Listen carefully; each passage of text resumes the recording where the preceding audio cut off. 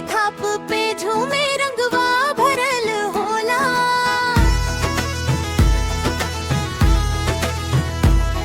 अंगना में उड़े रे गुलाल नाचे सारा टोला, ढोलक के थाप पे झूमे रंगवा भरल होला।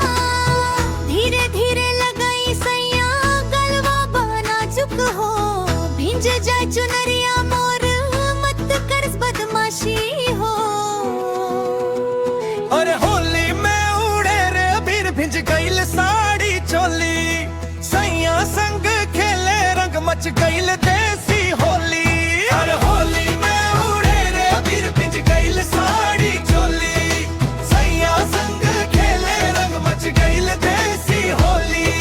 छतिया से बरसे रंगवा गली गली शोरबा, तोहरे बिना ही जाने सुना सब त्योहार बा। हंसी तो हर लागे मीठे जैसे गुजिया के स्वाद, आज ना रोकी दिल के खुल के कर से फरियाद। अरे होली में उड़े रे अबीर भिंज गईल साड़ी चोली, सैया संग खेले रंग मच गईल देसी होली। अरे होली में उड़े रे अबीर भिंज गईल साड़ी चोली, सैया संग खेले रंग मच गईल देसी होली।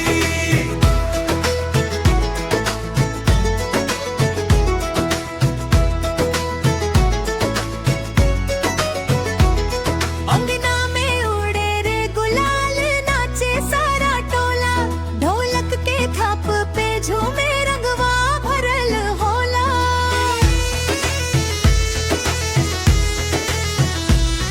अंगना में उड़े रे गुलाल नाचे सारा टोला, ढोलक के थाप पे झूमे रंगवा भरल होला।